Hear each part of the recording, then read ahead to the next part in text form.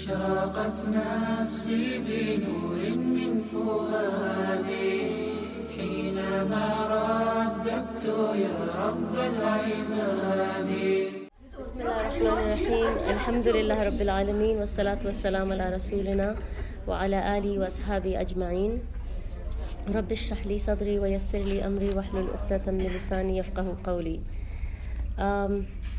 So I'm very sorry that we're starting so late today, but my husband came home really late today, and so because of wife duties I was delayed and I had to leave once everything was in place. So please forgive me for the delay. I don't like to come late and start late. I like to start on time, and now Maghrib is coming in so early.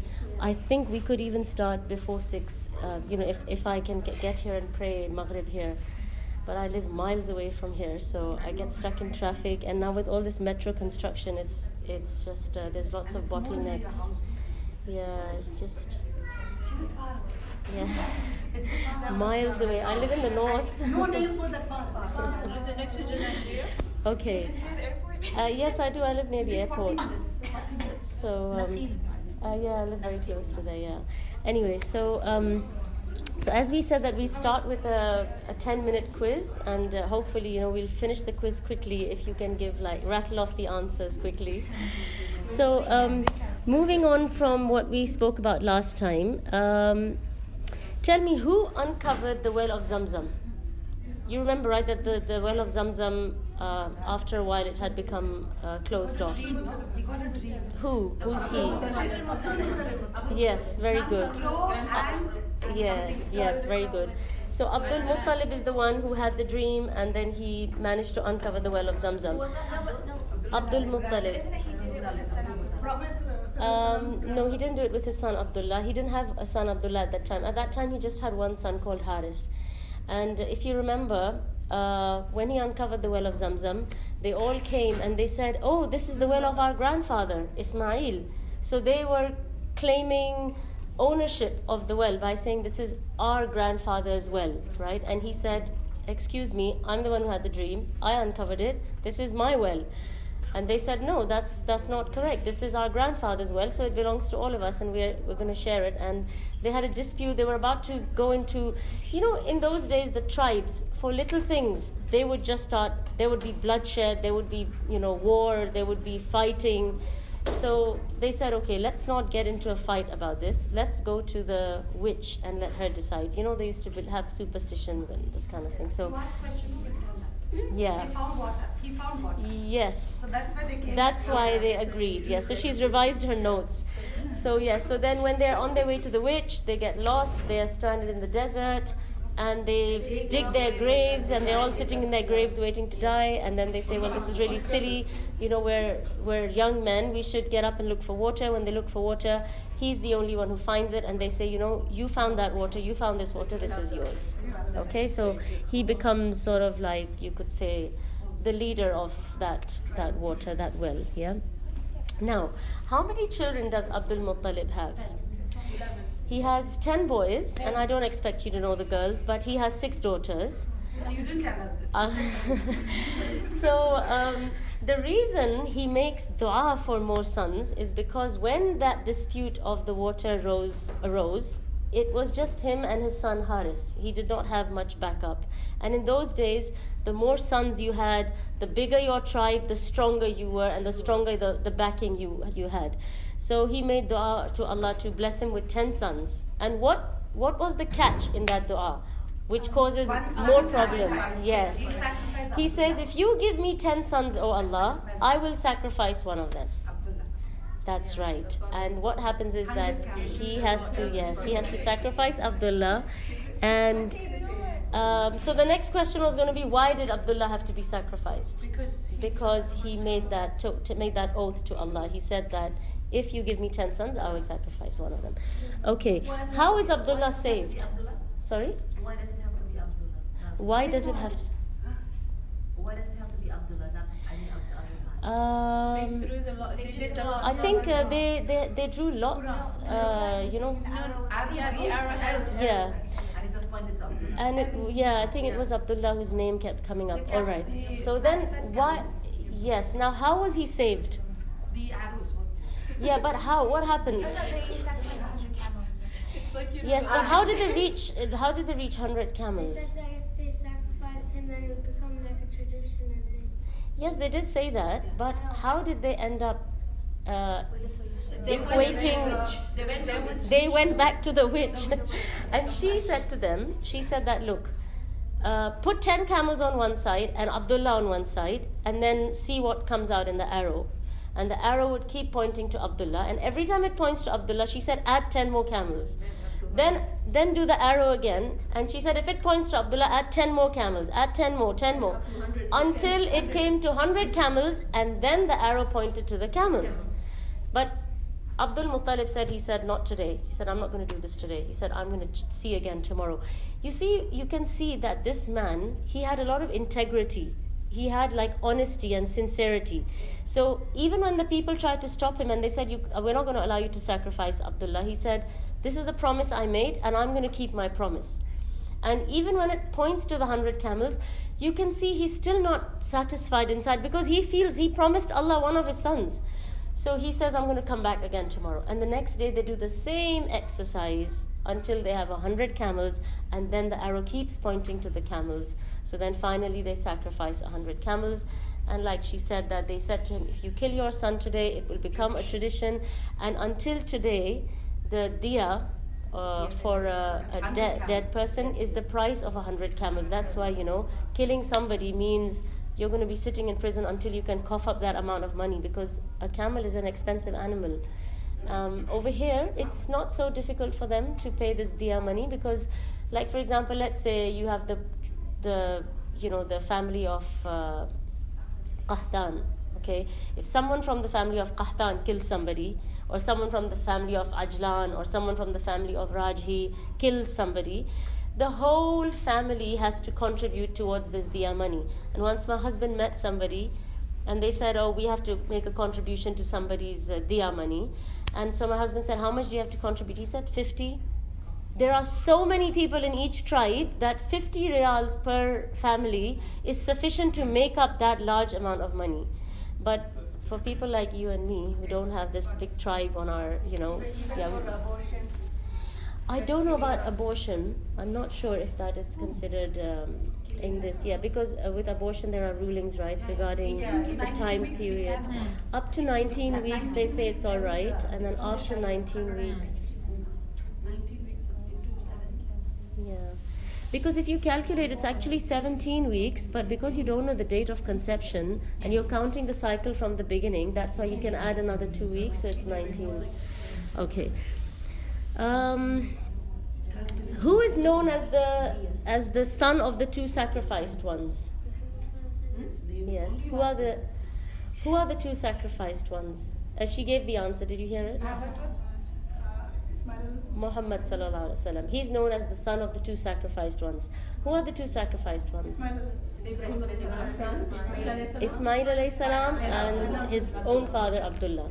They were both going to be sacrificed and Allah saved them. So the Prophet sallam, so that's why he's known as the son of the two sacrificed ones. Okay. Sorry, I'm taking down notes for the first time, so you have to be, that's okay. you have to be patient, teacher. Inshallah, no problem. I should have been quizzing you since last year then. At least you guys would have been making notes, right? Okay. Oh, mashallah. Excellent. So after we finish this round, then you should start teaching, maybe a group of teenagers or... Yeah, teach them, inshallah. Or you can go through it again. Okay. So now going back to where we were last time. So if you...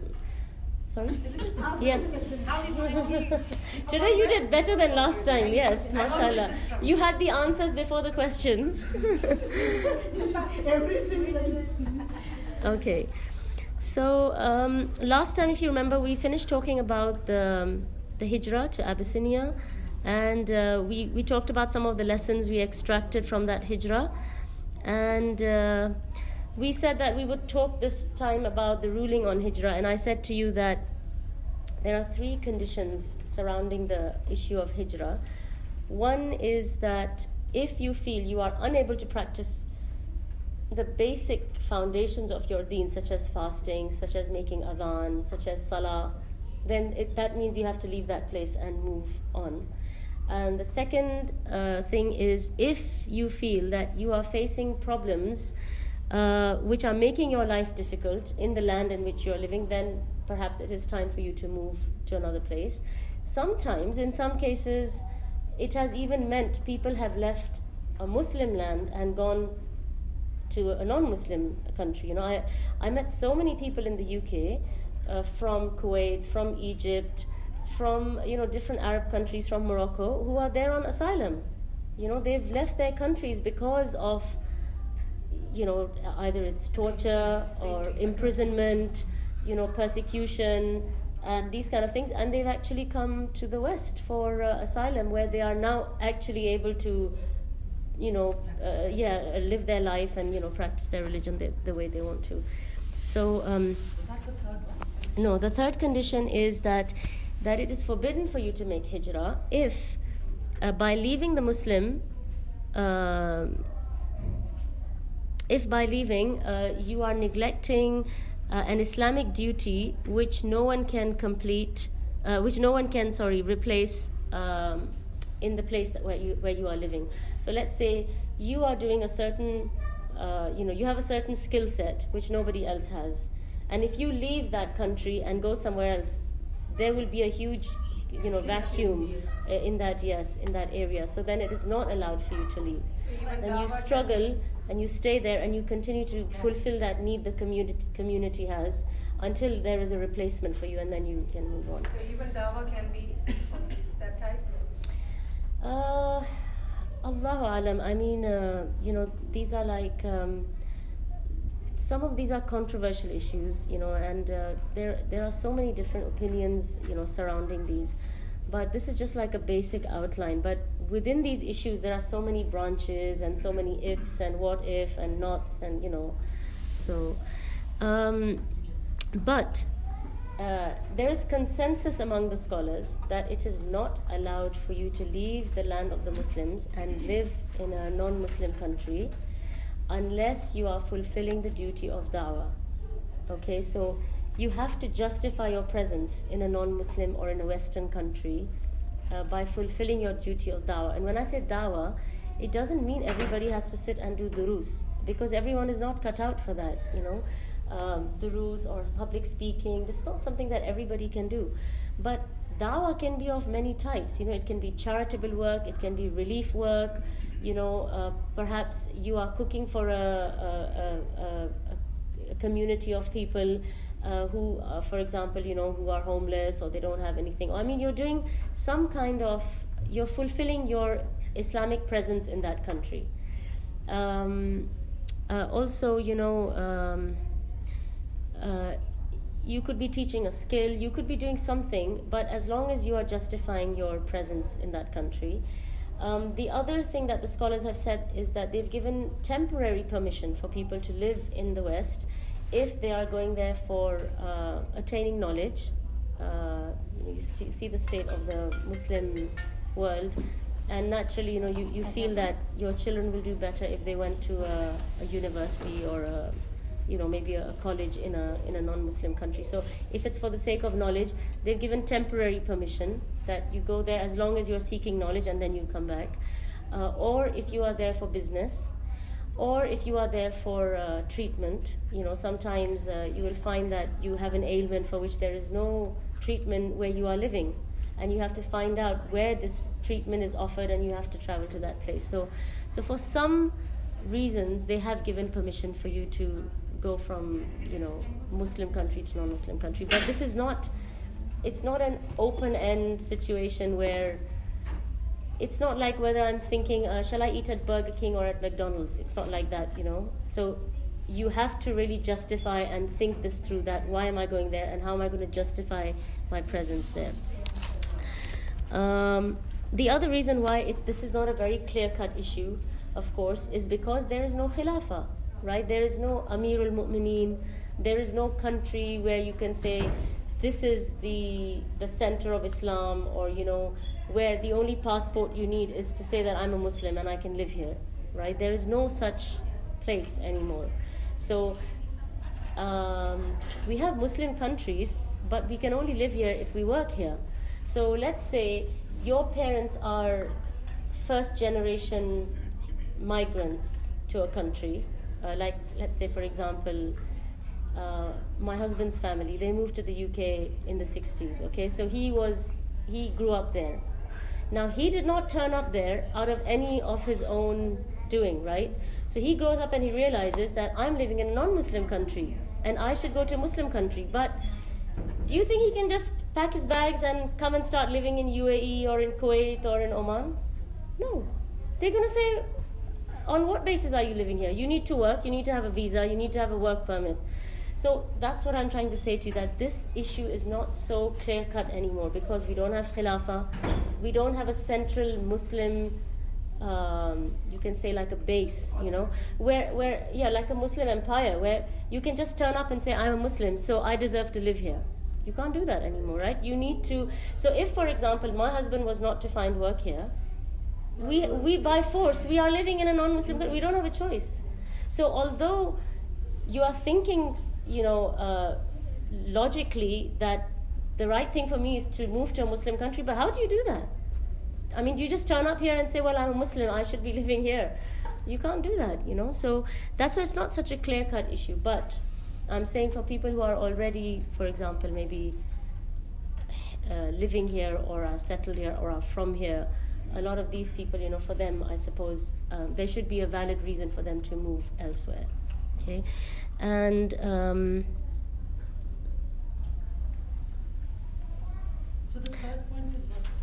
so the third point is that you don't make hijrah unless the skill that you're offering your community can be replaced.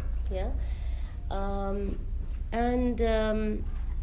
again, like I said, you know, when I say dawah, it can be anything. Like, for example, let's say you think that, okay, I live in the West, but I can't really give lectures because I don't have enough knowledge. I can't really do any relief work because I don't know the organizations, or I can't get into them, or I'm working, or I'm busy, or something like that. I mean, anything you can come up with. If you can, for example, find 5 people who don't know how to pray and go and teach them how to do salah, or I'm sure there is something, as a Muslim, there must be something that each of us can do, you know. When I was living in the UK, I was helping running a mother and daughter group. Yeah. As a home in the community center. Yeah. And after I left, it started to fall apart, yeah. So you see, that's what I mean, that, you know, you can try and think of things that you can do and try and offer your services to the Muslim community to justify your presence there if you have to stay there. So, okay.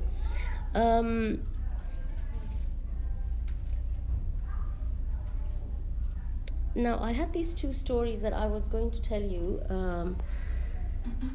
but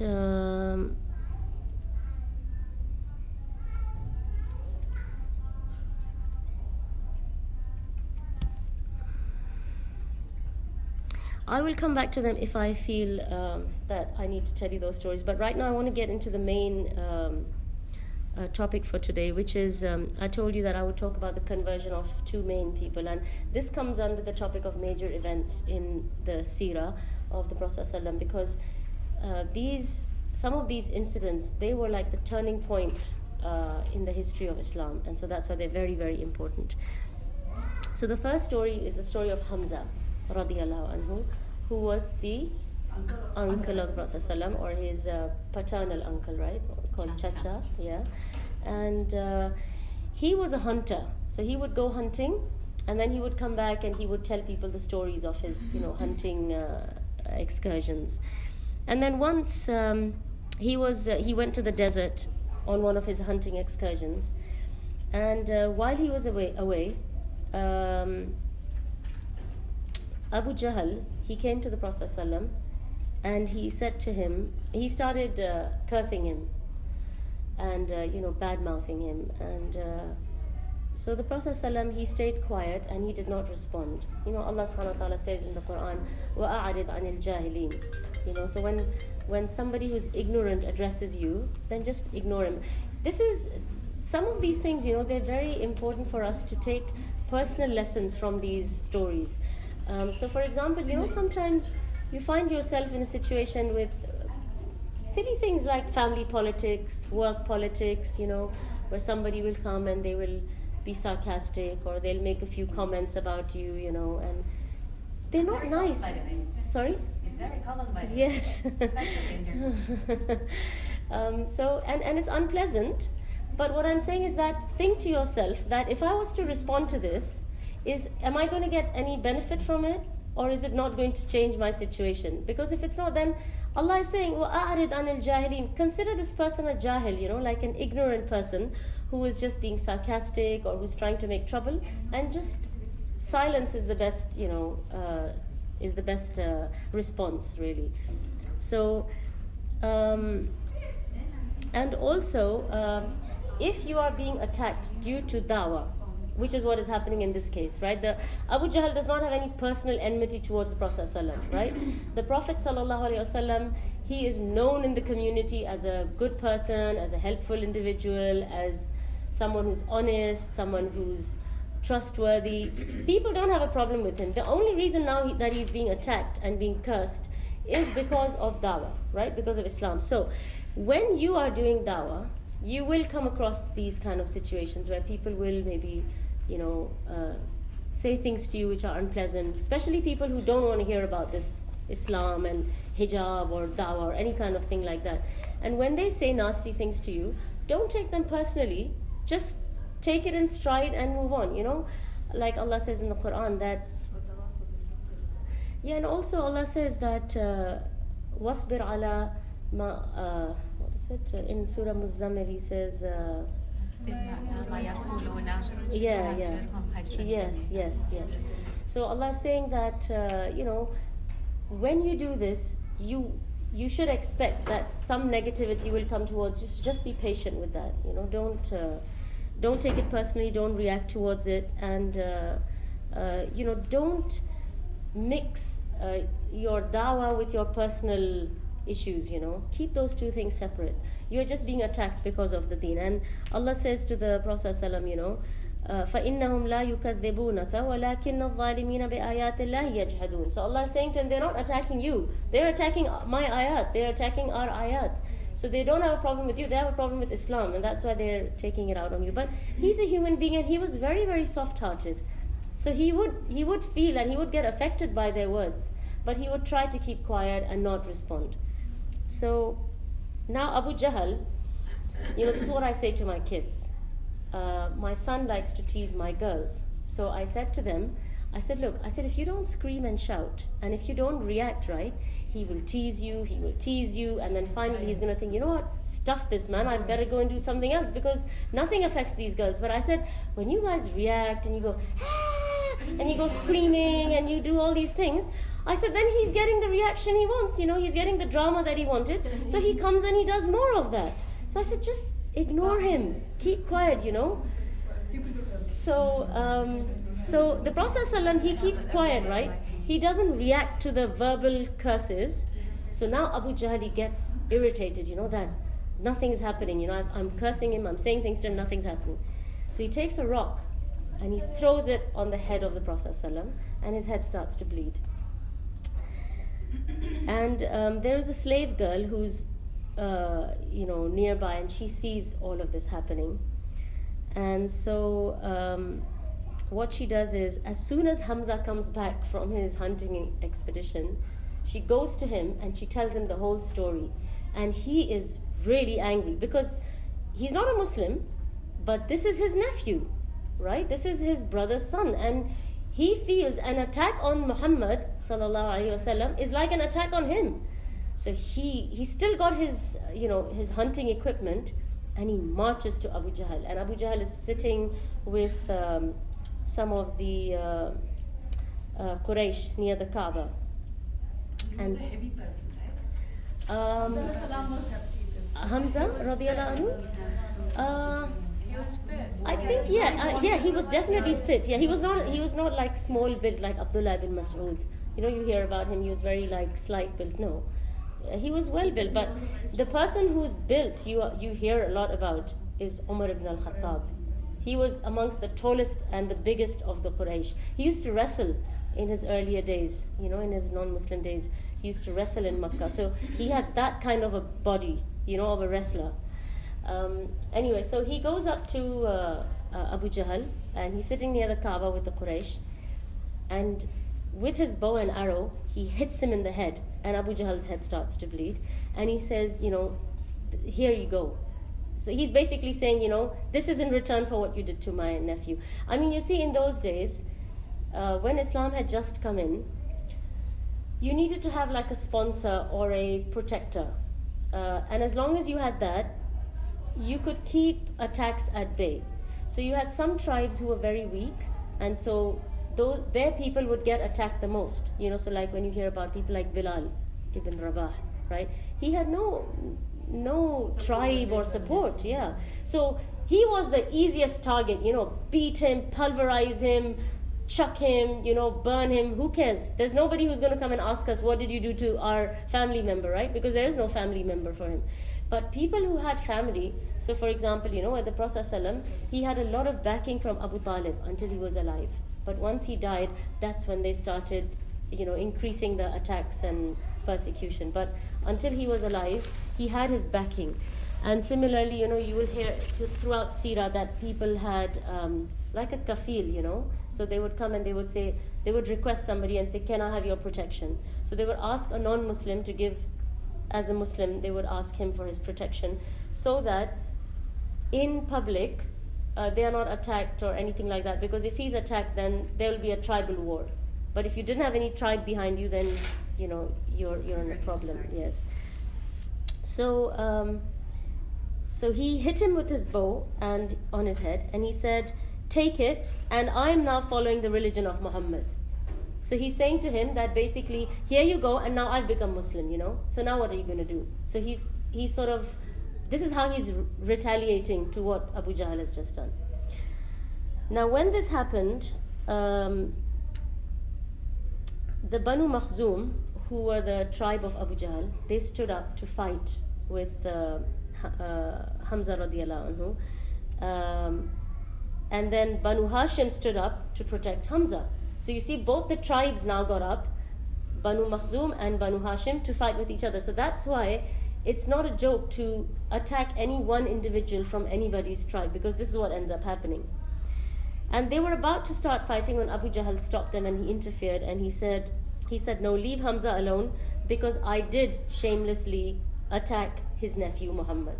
So he's admitting that for no reason at all, I did go and throw a rock at his head, so just leave him alone, because it's just right that he came and he took his revenge.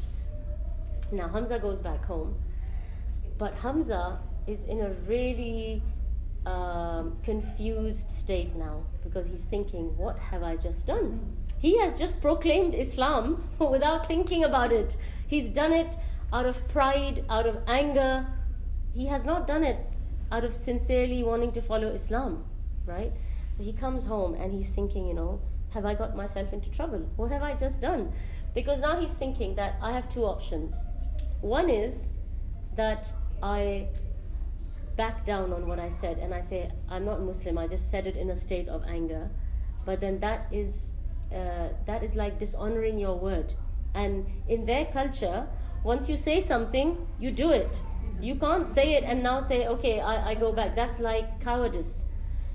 And if he says, I am Muslim, he hasn't really had time to think about Islam and does he want to become a Muslim. And, it's a package deal. It's not just saying that I'm a Muslim. There are a lot of things that come along with it. So he's really confused. So what he does is he goes to sleep and then he wakes up and he spends the whole night praying to Allah. And he makes dua to Allah and he says, Allah, guide me to what is right and help me to make the right decision and help me to, if Islam is good for me, then, let that enter my heart. And if it is not good for me, then take me away from it, okay? So, at the end of the day, they are believing in Allah and praying exactly, to Allah. that is the thing that you need to see, that at the end of the day, you see, they had remnants of Ismail alayhi salam's religion. Okay, so because it came all these years down, it's become all like messed up now. So they did do Hajj, but they did it in a messed up way. They honored the Kaaba, but they surrounded it with idols. They prayed, but they said we also pray to other gods. We have intermediaries, if we want marriage, then we have to go to that idol and ask them to ask Allah for marriage. And they did. So their religion was in a state of huge confusion. It was not clear. It was they were in a state of confusion. Yeah, it was not straightforward ibadah to Allah. It was all like messed up. So he said, I spent my whole night praying to Allah, asking Him to guide me to the truth and to tell me if I have done the right thing or not. And then he said, early in the morning, he wakes up and he said, I woke up and I had my heart filled with love of Islam. So I went to Rasulullah sallallahu alaihi wasallam and I told him that I am a Muslim. And this was one of the greatest moments for the Prophet sallallahu because he loved his uncle. And of course, when you love someone, you want the best thing for them, and this was the best thing that he could want for his uncle. So he was really happy, and that's why one of the saddest things for him was to see his uncle's death. And that's why even after Wahshi, the man who cut him up and who mutilated his body and killed him, even after he accepts Islam, he used to say to him that, please don't speak to me from in front of me, because he said, every time I see you, I think about my uncle, and it's very painful for me. So this was a very, very person who was very close person. Hind is the one, who mutilated him, but he was the one who killed him. Yeah, he was asked to kill him. He had nothing to do with Hamza, but he was just paid and asked to assassinate Hamza, so he just did that for them. Anyway, so now, Hamza becomes a Muslim. Now, you see, again, another lesson to learn from this is sometimes the disbelievers, they think that they are going to cause harm to Islam by doing a certain thing, but it actually benefits Islam and the cause of Islam, So Abu Jahl, when he chucked a stone at the Prophet ﷺ's head or he cursed him, he was not expecting anything positive to come out of it, right? He wanted to harm Islam and he wanted to harm the Messenger of Allah alayhi salatu wasalam. But Allah subhanahu wa ta'ala turned that incident into something very, very positive, where the Prophet ﷺ's uncle becomes Muslim. And this is far from what he was expecting. Anyway, so now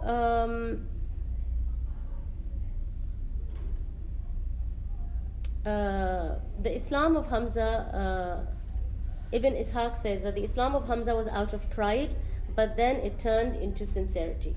Because remember, when he said it first, he just said it out of anger and arrogance, that, okay, we've also got some status, and here you go, I'm Muslim. So, but then it turned into sincerity. And similarly, there's a scholar, he said that I started studying Islam to show off, to argue, and to debate. And but then he said after that, the knowledge of the religion of Allah humbled me and I became sincere. So I started by the wrong intention, but then down the line my intention was rectified and corrected.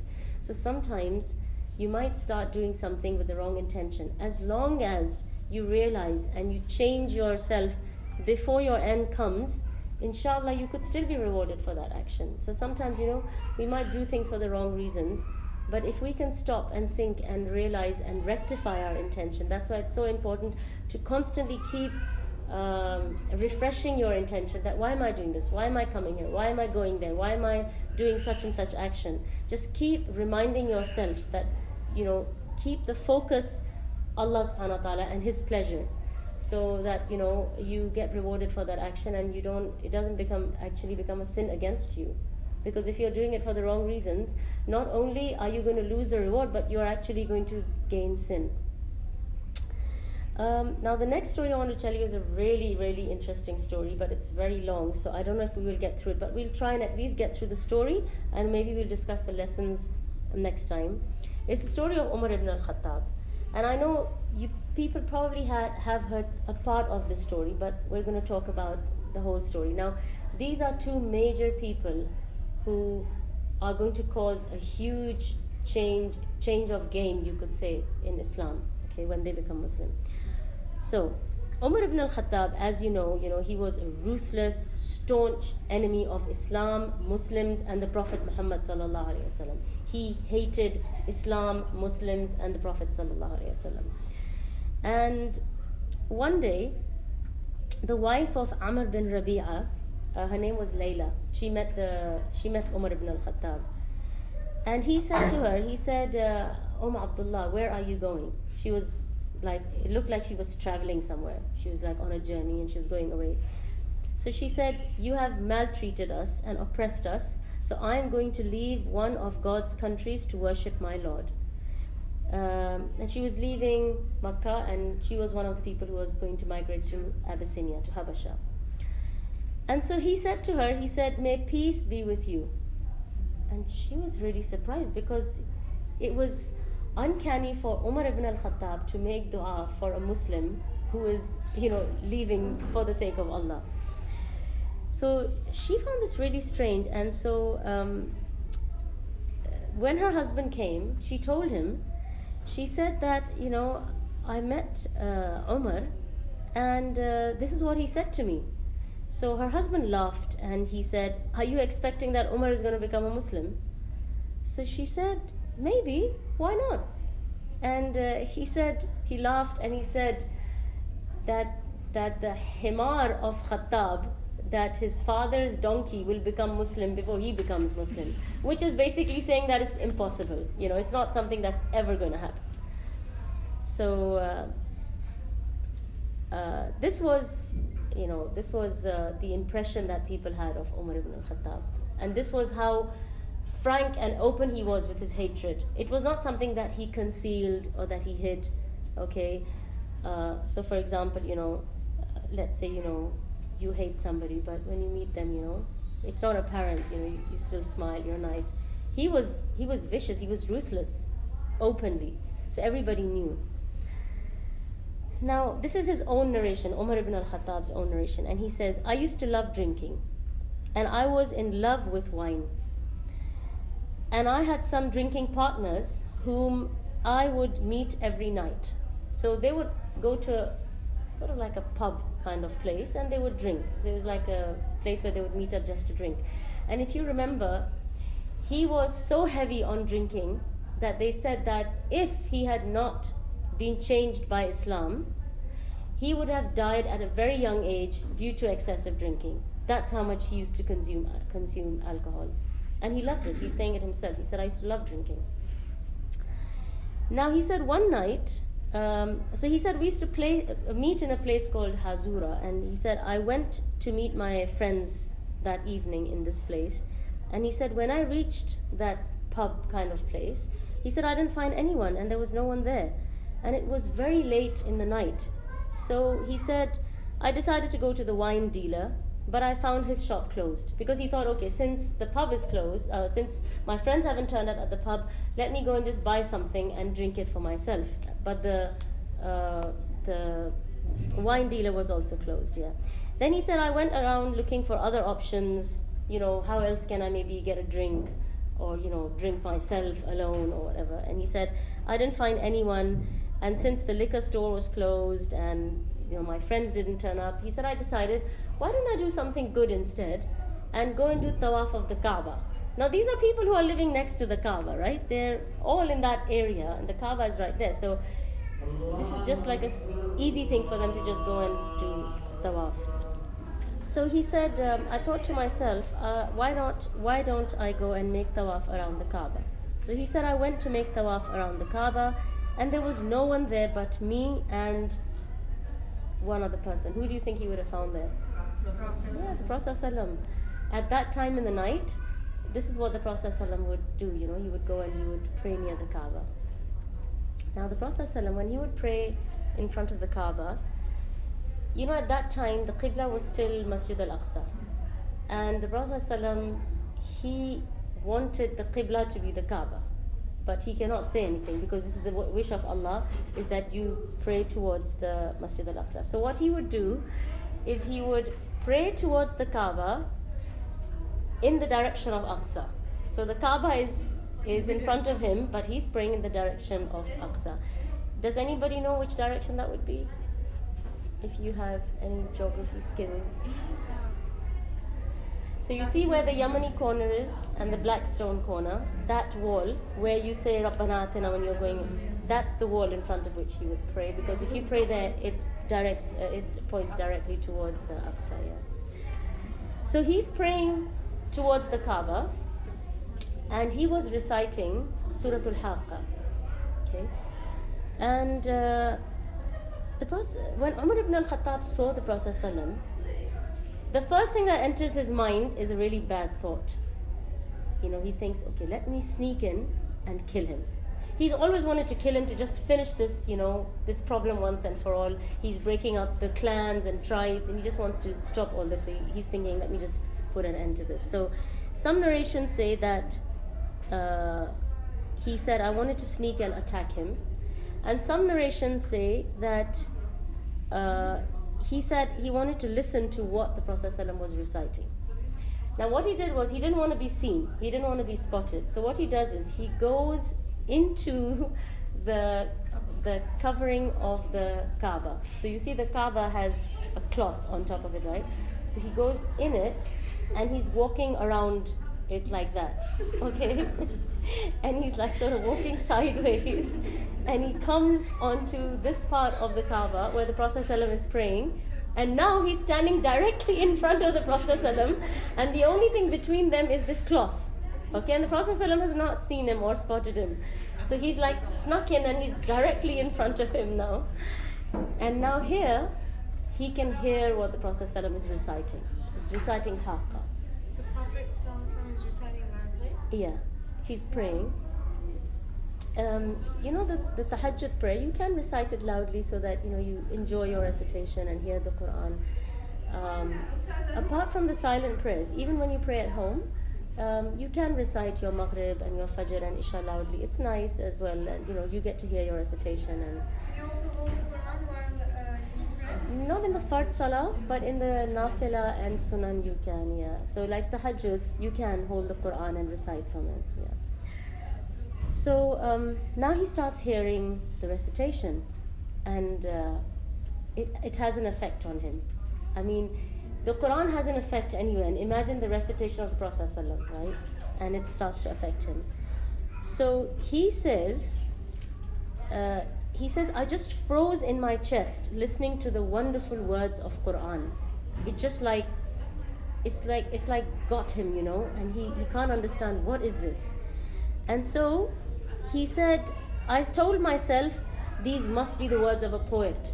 And then the Prophet ﷺ recited, وَمَا بِقَوْلِ شَاعِرٍ قَلِيلًا مَا تُؤْمِنُونَ. So he gets shocked, because this is the thought that entered his mind, and Allah answered it, right? Then he thinks this must be the action of a soothsayer or a magician. And then the next ayah, the Prophet ﷺ recites is, وَمَا بِقَوْلِ كَاهِنْ قَلِيلًا مَا تَذَكَّرُونَ. Now he gets this has had a huge impact and effect on him, because his thoughts have been answered. The things that he's thinking, Allah has responded to those thoughts, right? And Umar ibn al-Khattab said, that was the first step in bringing me towards Islam. It's almost like you could say that the rock in his chest has been cracked. You've at least started the process now. It's broken. That thick wall that he had in front of Islam and Muslims, that's been shattered now. Now it's just a matter of getting in. Okay, so you've made the first cut, the first blow, right? And so you could say the foundation of kufr has cracked in his heart. Now there is some possibility of something happening. Nevertheless, his heart is still filled with hatred for the Prophet ﷺ, and he thinks still I hate all of this and I hate this and that. So one day he decides that I'm going to bring an end to this misery. So what happened is he stood there for a very long time. Yeah, he listens to this. This affects him. He's really shocked, and I think he just probably leaves without doing anything, because this has just had it's given him a lot of things to think about. He's thinking now. Anyway, a little later on, he goes back to his I need to kill this man, I need to stop the disunity between Quraysh, I need to end this problem in Makkah and the misery that this man is causing us. And so he takes his knife and he says, no matter what happens, I'm going to go and kill Muhammad. And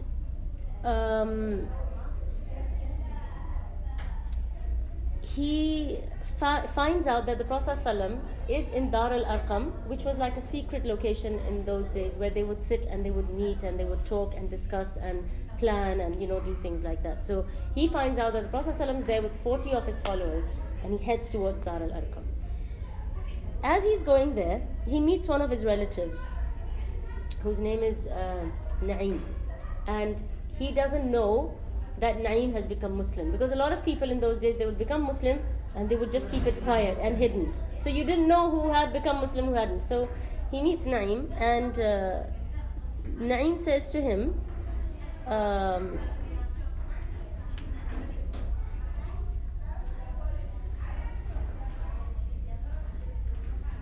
okay, by the way, Umar ibn al-Khattab knew that if I kill the Prophet ﷺ, he knew that he will be killed.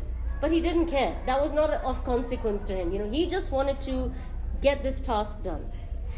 So I'm going towards Muhammad. So he's going towards Muhammad to kill him, and he meets Na'im. And Na'im sees there's like anger and evil anger in his eyes. So he says to him, where are you going?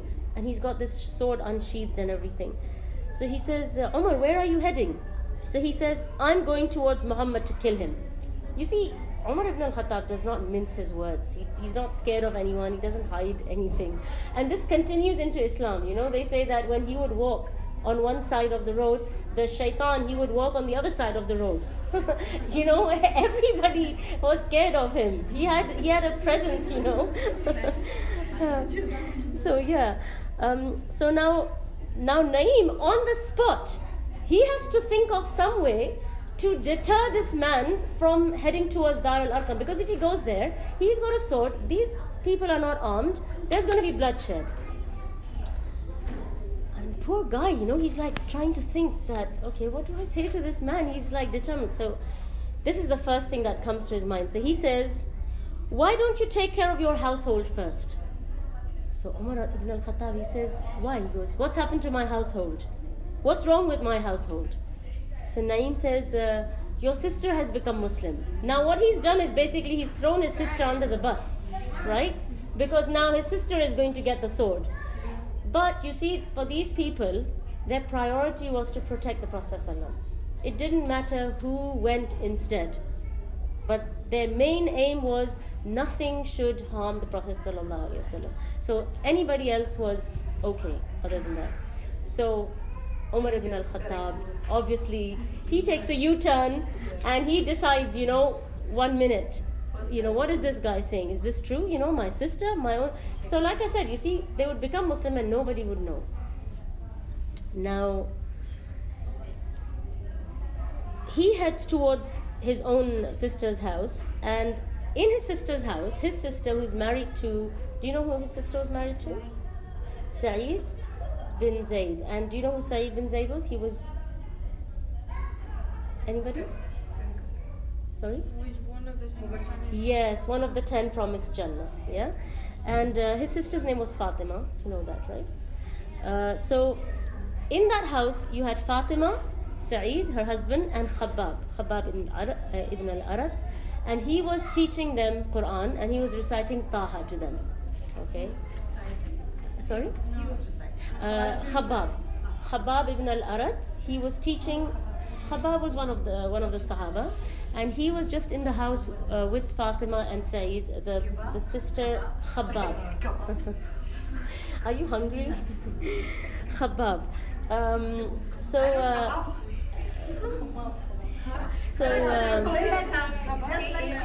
K-H-A, yeah. Khabbab. So he was teaching them the Quran and he was reciting from Taha. They heard his footsteps. So Khabbab leaves the scrolls and he runs and he hides somewhere because he's going to be the first one to be killed, right? And his sister, she takes the scrolls and she hides them under her legs, and then he comes in and he says, what are these sounds that I just heard? Because he was reciting Quran to them. So she said, what sounds? She said, we didn't hear any sounds. He said, I heard the sounds. He said, tell me what were you people doing? Because I heard the sounds from outside. So as they're like trying to, pretend they don't know what he's talking about, he goes to Saeed and he punches him in the face and he says that you've become Muslim. And, Saeed falls and I think his face starts to bleed. And so his sister, she obviously comes in to protect her husband, because once Umar ibn al-Khattab gets onto you, she's going to be widowed very quickly. So she comes in to try and, stop him. And so when she comes in the middle, he punches her in the face and she falls down and there's blood flowing out of her face. And when he sees that, that's when it sort of like shocks him that what has he done, and he stops and he apologizes. And he says, he said,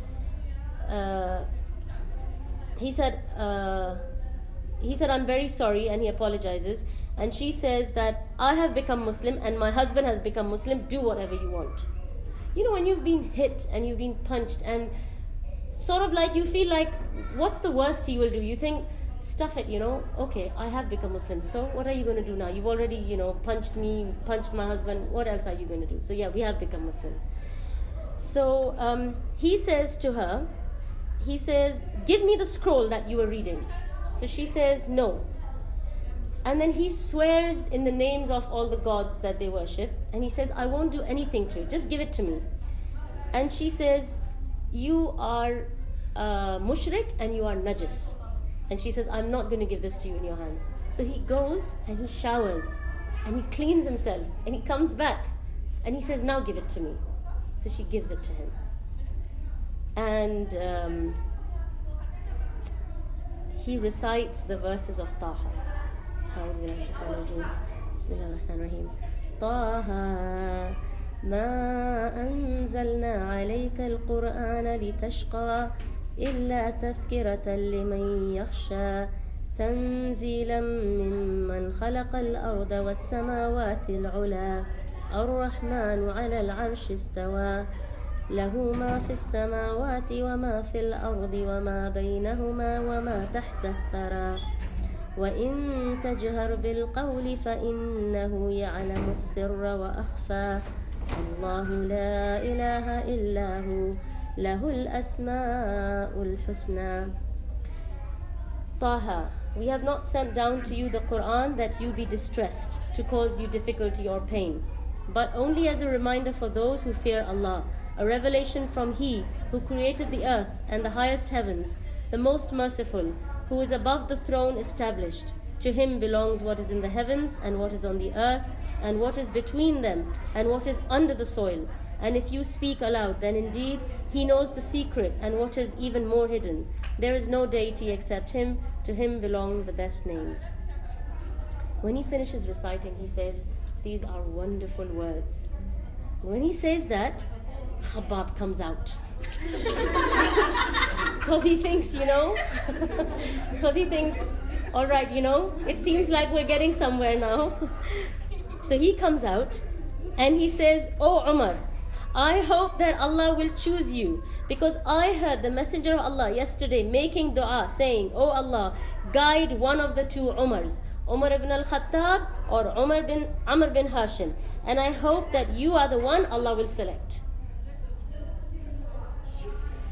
Now just a day before this incident, the Prophet ﷺ has made dua. Who's Amr bin Hashim? Yes. He made dua that Allah make one of these two people Muslim. Why? Because he saw the personality of these two people. He saw the leadership quality that these people had, and he could see how Islam would take a turn if one of these people came to Islam. Now, Umar ibn al-Khattab says, I want to become a Muslim. Where can I meet Muhammad? See how Allah subhanahu wa ta'ala can break the hardest of hearts and make them soft and make them supple to Allah and to His remembrance. Only Allah can do that. No matter how much we want it for someone, we can't move a little strand from one place to the other. We can't. But Allah subhanahu wa ta'ala, He can crack, a mountain or a rock in someone's heart, and He can make it gush with iman. And so now he is desperate to become Muslim. He says, I want to become Muslim. Where do I find Muhammad? And he's still holding his sword, by the way, So they tell him that, you have to go to Dar al-Arqam. And, that's where the Prophet ﷺ is. You can go and meet him there. So now he's marching with his sword to Dar al-Arqam. Can you see how Allah subhanahu wa ta'ala can change things in minutes, in seconds? Just minutes ago, the same man was walking with the same sword towards Dar al-Arqam to kill the Prophet ﷺ. A few minutes later now, a few verses of the Quran later, he's marching towards the same house with the same sword, but for a completely different reason. Like 360-degree turn. 180, sorry, not 360. 360 would mean he's going back for the same thing. Yeah, he's taken a complete turn, right? And this is the power of Allah subhanahu wa ta'ala. Like He says in the Quran, that you can't guide whom you want, but He guides whom He wills. So now he goes to Dar al-Arqam and he knocks the door. Now he's standing there with his sword and he's knocking the door. So one of the Sahaba, they come and they peep out and they see Umar ibn al-Khattab standing with his sword. We will continue to be continued next time. Hopefully you can all make it, inshallah. But the story is really, really amazing. But inshallah we'll continue next time. وسبحانك اللهم وبحمدك أشهد أن لا إله إلا أنت أستغفرك وأتوب إليك. وآخر دعواهم أن الحمد لله رب العالمين.